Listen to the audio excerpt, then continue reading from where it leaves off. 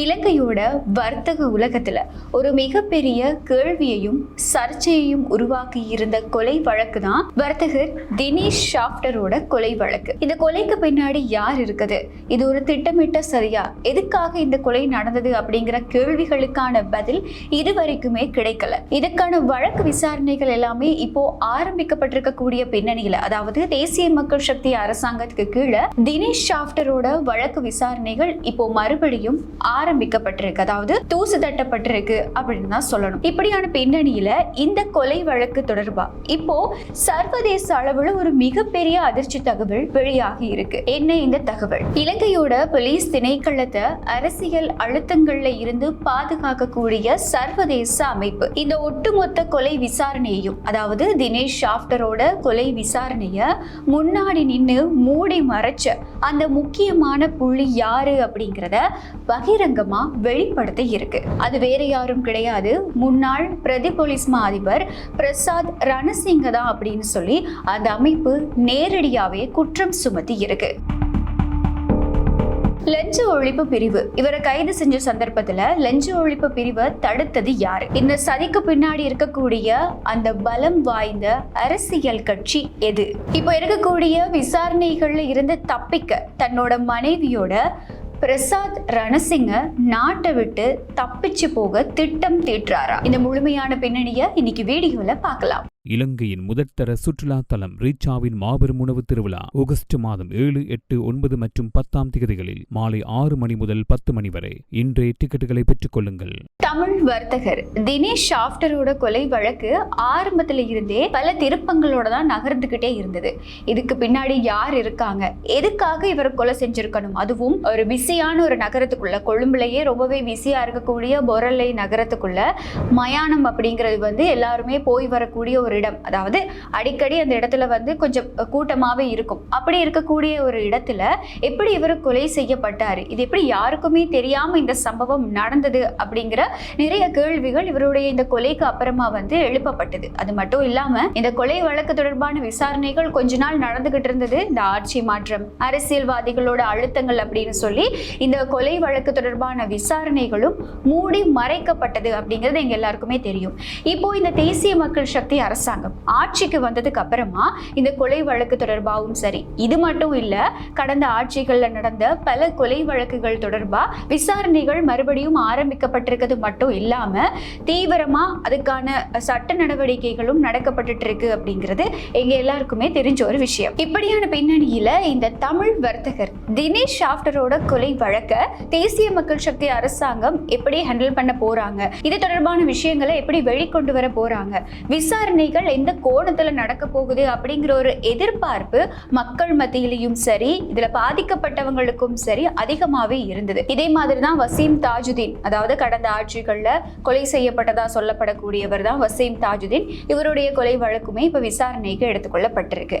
இப்படியான பின்னணியில தமிழ் வர்த்தகர் தினேஷ் ஷாஃப்டரோட கொலை வழக்கு தொடர்பா வருவமா இருந்தா, இப்போ இந்த இதுக்கு முன்னாடி இருந்தே பல திருப்பங்களோட நகர்ந்துகிட்டு இருந்த இந்த வழக்குல இப்போ வெளியாக இருக்கக்கூடிய மிக முக்கியமான தகவல் என்ன அப்படின்னா, போலீஸ் திணைக்களத்துக்கும் இந்த கொலை வழக்குக்கும் மிக நெருக்கமான தொடர்புகள் இருக்கு அப்படிங்கிறது தான். இலங்கை போலீஸ் திணைக்களத்தை அரசியல் அழுத்தங்கள்ல இருந்து பாதுகாக்கக்கூடிய சர்வதேச அமைப்போட தலைவர் தனக்கு கிடைச்சிருக்கக்கூடிய மிக நம்பகமான ரகசிய தகவல்களோட அடிப்படையில இந்த ஒரு குற்றச்சாட்டை முன் வச்சிருக்காரு. அப்படி அவர் முன் வச்சிருக்கக்கூடிய குற்றச்சாட்டு என்ன? இந்த ஒட்டுமொத்த கொலை வழக்கையும் திசை திருப்பி உண்மையான குற்றவாளிகளை காப்பாத்துறதுக்காக முன்னாடி நின்று செயற்பட்டவர் பிரதி போலீஸ் மா அதிபர் பிரசாத் ரணசிங்க தான் அப்படின்னு அவர் பகிரங்கமாவே குற்றம் சுமத்தி இருக்காரு.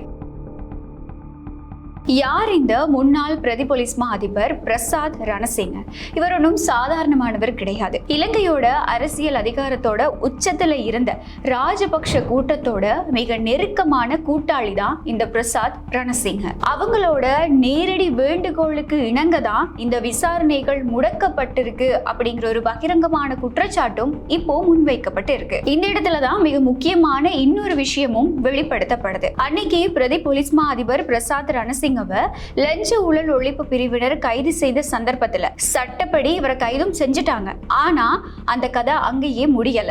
இவரை நீதிமன்றத்துல முன்னிலைப்படுத்தி அதுக்கப்புறமா விளக்கமறியல்ல வைக்கிறதுக்கு முன்னாடியே திரைமறைவுல இருந்து ஒரு மிக முக்கியமான அரசியல் கட்சி, அதாவது பிரசாத் ரணசிங்கவுக்கு நெருக்கமான ராஜபக்ஷ கூட்டம் தங்களோட அதிகாரத்தை பயன்படுத்தி அந்த கைதையும் அவர் விளக்கமறியல்ல வைக்கப்படுறதையும் நிறுத்தி இருக்கதா தான் இப்போ ஒரு தகவல் வெளியாகி இருக்கு. இந்த பிரசாத் ரணசிங்க அது மட்டும் இல்லாம SSP பிரசாந்த் அப்படின்னு சொல்லப்படக்கூடிய 2 பேரும் சேர்ந்துதான் தங்களுக்கு கிடைச்ச மேல்மட்ட உத்தரவுகளுக்கு இணங்கி இந்த ஒட்டுமொத்த விசாரணையும், அதாவது தினேஷ் ஷாஃப்டரோட கொலை வழக்கு தொடர்பான ஒட்டுமொத்த விசாரணையும் புதைச்சிருக்காங்க, அதாவது மறைச்சிருக்காங்க அப்படிங்கிற ஒரு விஷயம் இப்போ வெளிப்படுத்தப்பட்டிருக்கு.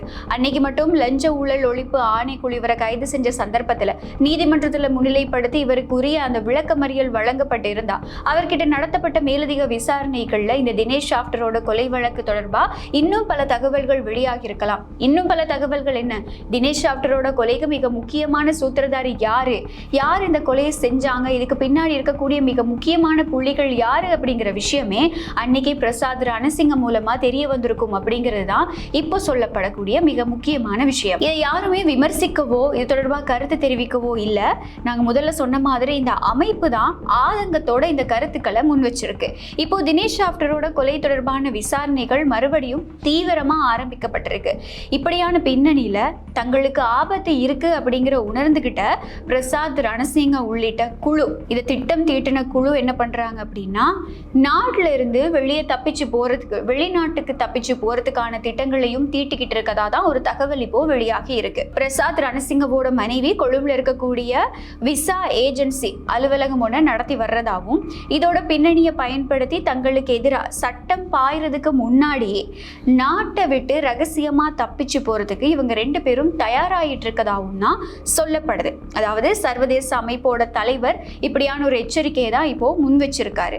இதனால அவர் நாட்டை விட்டு தப்பிச்சு போறதுக்கு முன்னாடி உடனடியா பிரசாத் ரணசிங்கவுக்கு எதிராக நீதிமன்றம் மூலமா பயண தடை விதிக்கப்பட வேணும் அப்படின்னும், அவரை உடனடியாக கைது செஞ்சு இது தொடர்பான விசாரணைகளை இன்னும் தீவிரப்படுத்தணும் அப்படின்னும் இலங்கையோட பாதுகாப்பு தரப்புக்கு இந்த சர்வதேச அமைப்பு மூலமா கடுமையான அழுத்தம் இப்போ வழங்கப்பட்டிருக்கு. ஒரு நாட்டோட உயர்மட்ட போலீஸ் அதிகாரிகளே அரசியல் பலத்தை பயன்படுத்தி ஒரு மிகப்பெரிய தொழிலதிபரோட கொலை வழக்கு, அதுவும் இது திட்டம் தீட்டப்பட்டு நடந்த ஒரு கொலை வழக்கு தான் அப்படிங்கிறது அதுக்கப்புறம் நடத்தப்பட்ட வைத்திய பரிசோதனைகள்ல தெரிய வந்திருந்தது. இப்படி ஒரு பெரிய கொலை வழக்கை மூடி மறைக்கிறாங்களா இருந்தா இலங்கையில சாமானிய மக்களோட பாதுகாப்புக்கு என்ன நடக்கும் அப்படிங்கிற கேள்வியும் இந்த இடத்துல அதிகமா எழுப்பப்பட்டிருக்கு. ஆனா இதுக்கான ஒரு பதில் என்னவா இருக்கும் அப்படின்னா, கடந்த ஆட்சிகள்ல போலீஸ் திணைக்களத்துக்குள்ள இருந்தவங்களே இந்த மாதிரி குற்றச்சம்பவங்களுக்கு, குற்ற செயல்களுக்கு, கொலை மட்டும் கிடையாது, போதைப் பொருள் கடத்தலுக்கு, பாதாள உலக குழுக்களுக்கு சப்போர்ட் பண்ணியிருக்கதாகவும், அவங்க நாட்டுக்குள்ள சுதந்திரமா செயல்படுறதுக்கு எந்த ஒரு தடையுமே இல்லாம செயற்பட்டிருந்ததாகவும் இந்த ஒரு சம்பவம் மூலமா இல்ல இன்னும் பல சம்பவங்கள் மூலமா எங்களுக்கு தெரிஞ்சுக்க கூடியதா இருக்கு. ஆக கடந்த காலத்தில் இருந்த ஆட்சிகளும் சரி, அரசியல்வாதிகளும் சரி, போலீஸ் திணைக்களம் சுயாதீனமா செயற்படுறதுக்கான எந்த ஒரு வழியையுமே கொடுக்கல. அரசியல் அழுத்தங்கள்னாலதான் பல விஷயங்கள் மூடி மறைக்கப்பட்டது அப்படிங்கிறதுக்கு இந்த ஒரு சம்பவம் இன்னொரு உதாரணமா இப்போ மாறி இருக்கு. இது மாதிரி இன்னும் பல சம்பவங்கள் மூடி மறைக்கப்பட்டிருக்கு. அதுவும் எதிர்வரும் நாட்கள்ல இந்த அரசாங்கத்துக்கு கீழே வெளிச்சத்துக்கு கொண்டு வரப்படும் அப்படிங்கிற எதிர்பார்ப்பும் மக்கள் மத்தியில இருக்கு. அரசியல் அழுத்தங்களால சிதைஞ்சு போயிருக்கக்கூடிய இலங்கை போலீஸ் திணைக்களத்தை மீட்டெடுத்தே ஆகணும் அப்படிங்கிற நோக்கத்துல சர்வதேச அமைப்புகள் இப்போ குரல் கொடுக்க ஆரம்பிச்சிருக்கிறது தான் இந்த வழக்கோட ஒரு புதிய திருப்பத்தை ஏற்படுத்தி இருக்கு அப்படின்னு சொல்லலாம். இப்போ ஆரம்பிக்கப்பட்டிருக்கக்கூடிய மறு விசாரணையிலேயாவது அரசியல் தலையீடுகள் இல்லாம பிரசாத் ரணசிங்க அது மட்டும் இல்லாம அதுக்கு பின்னாடி இருக்கக்கூடிய மிக முக்கியமான அரசியல் புள்ளிகள் கூண்டுல ஏத்தப்படுவாங்களா இல்லையா அப்படிங்கிறத பொறுத்து இருந்துதான் பார்க்கணும். தினேஷ் ஷாஃப்டரோட கொலை வழக்குக்கு பின்னாடி இருக்கக்கூடிய இந்த அரசியல் மற்றும் அதிகார சதிவலை பத்தி பல தகவல்கள் வெளியாயிட்டே இருக்கு. இப்படி வெளியாயிட்டு இருக்கக்கூடிய தகவல்களை உங்களுக்கு வழங்குறதுக்கு நாங்க காத்திருக்கோம். அது மட்டும் இல்லாம இப்போ இருக்கக்கூடிய அரசாங்கத்து மேல இன்னும் இருக்கக்கூடிய ஒரு சின்ன விமர்சனத்தையும் இந்த இடத்துல ஞாபகப்படுத்தியே ஆகணும். என்னதான் ராஜபக்ஷ தரப்பா இருக்கட்டும், அப்படி இல்லைன்னா கடந்த ஆட்சிகள்ல இருந்த மிக முக்கியமான அரசியல் புள்ளிகளா இருக்கட்டும், இவங்க மேல எந்த ஒரு குற்றச்சாட்டு இருந்தாலும் அது ஆதாரபூர்வமா நிரூபணமாகிறதுக்கான வாய்ப்புகள் இருந்தாலும் கூட இப்ப இருக்கக்கூடிய அரசாங்கம் அதை நிரூபணப்படுத்தி மக்கள் முன்னாடி வெளிச்சத்துக்கு கொண்டு வந்து அவங்களை கைது செய்யறதுக்கான அதற்கான எந்த ஒரு நடவடிக்கையுமே மேற்கொள்றது கிடையாது. அவங்க பண்றது எல்லாமே, அதாவது இப்ப இருக்கக்கூடிய அரசாங்கம் பண்றது எல்லாமே ஒரு நிகழ்ச்சி நிரலா தான் இருக்கு. அதாவது அவங்கள கைது செஞ்சுட்டோம் அப்படிங்கிறதுக்காக இந்த வழக்குக்கு கீழே, இந்த குற்றச்சாட்டுக்கு கீழே அவங்க கைது செய்யப்படுறாங்க. அதுக்கப்புறம் அவங்க பிணையில வெளியில வராங்க.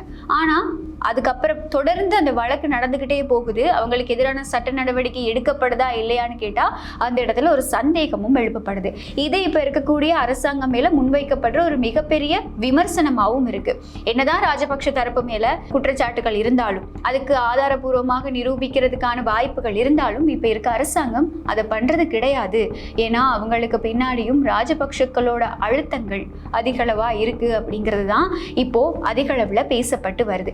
எது எப்படி இருந்தாலும் கடந்த ஆட்சிகளோட ஒப்பிடும் போது தேசிய மக்கள் சக்தி அரசாங்கம் இந்த வழக்கு விசாரணைகள்ல கொஞ்சம் ஒரு மாற்றத்தை கொண்டு வந்திருக்காங்க. கடந்த ஆட்சிகள்ல மூடி மறைக்கப்பட்ட பல விஷயங்கள் இப்ப இருக்கக்கூடிய அரசாங்கத்துல வெளியில கொண்டு வரப்பட்டு இருக்கு. அதுக்கான விசாரணைகளும் நடத்தப்பட்டு இருக்கு அப்படிங்கிறதையும் நம்ம ஏற்றுக்கொள்ளக்கூடிய ஒரு விடயமாகவும் இருக்கு. இப்படியான பின்னணியில இந்த தினேஷ் ஷாஃப்டரோட கொலை வழக்குல போலீஸ் திணைக்களத்தோட மிக முக்கியமான உயரதிகாரிகளுக்கும் தொடர்பு இருந்திருக்கு. அதாவது இதை மூடி மறைக்கிறதுக்கு கூட அவங்க இதுக்காக சதி திட்டங்களை தீட்டி இருக்காங்க அப்படிங்கிற ஒரு விஷயம் தான் இன்னைக்கு நாள்ல வெளியாகி இருக்கு. இந்த விஷயம் தொடர்பா நீங்க என்ன நினைக்கிறீங்க? ராஜபக்ஷ கூட்டணிக்கும் இதுக்கும் நிஜமாவே தொடர்புகள் இருந்திருக்குமா? இதோட அழுத்தங்கள் பிரயோகிக்கப்பட்டு தான் இந்த விஷயம் மூடி மறைக்கப்பட்டு இப்ப வரைக்குமே விசாரணைக்கு எடுத்துக்கொள்ளப்படலையா அப்படிங்கிற தொடர்பா உங்களோட கருத்துக்களை கமெண்ட்ல சொல்ல மறக்காதீங்க. மறுபடியும் இன்னொரு வீடியோல சந்திக்கலாம். இலங்கையின் முதற்தர சுற்றுலா தலம் ரீச்சாவின் மாபெரும் உணவு திருவிழா ஆகஸ்ட் மாதம் 7, 8, 9 மற்றும் 10 திகதிகளில் மாலை 6 மணி முதல் 10 மணி வரை. இன்றே டிக்கெட்டுகளை பெற்றுக் கொள்ளுங்கள்.